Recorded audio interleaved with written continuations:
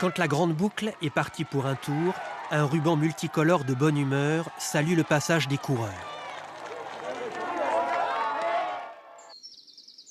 Le tour est en mouvement perpétuel, mais parfois au détour d'une étape, le tour est un mouvement social.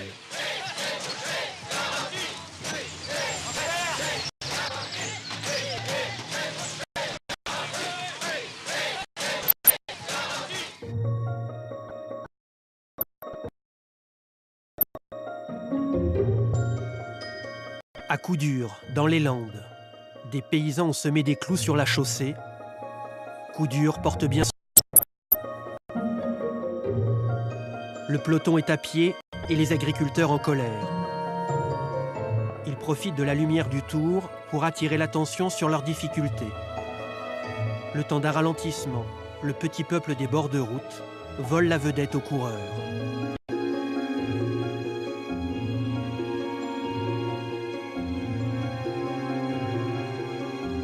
On est là depuis 10h30 puis on n'a pas encore vu un coureur passer. Alors on se demande qu'est-ce qui se passe. Ce qui se passe ce jour-là est historique. Pour la première fois, une étape du Tour est annulée.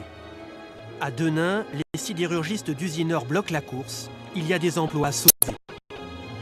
Denain, avec 25 ou 30% de demandeurs d'emploi dans les 3 ans, aura largement le maillot jaune, camarades.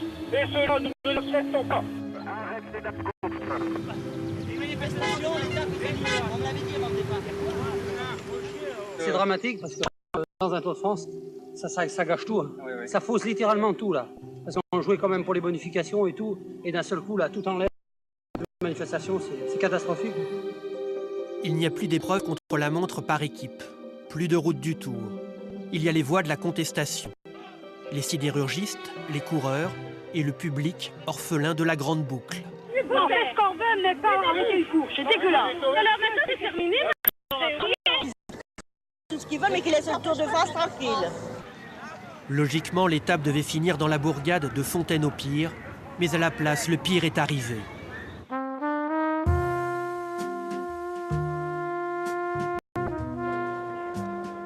En France, au fil du temps, la manif est devenue un sport national, ou presque.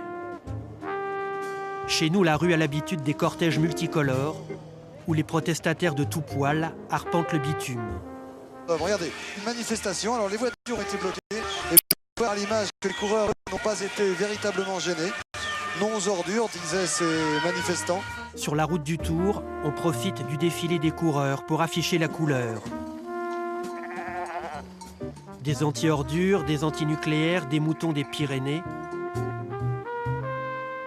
des amis de José Bové, des intermittents du spectacle, des corporatismes en banderole, des tracteurs en colère.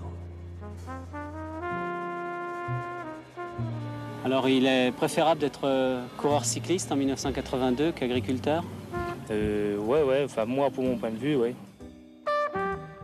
Le coureur cycliste peut toujours tenter l'échappée solitaire, au contraire des opposants bloqués par les képis. La route du Tour est légendaire. Elle a porté tellement d'exploits cyclistes, tellement de duels exceptionnels et aussi quelques affrontements. La route du Tour est ainsi faite, ouverte pour des coureurs et des manifestants.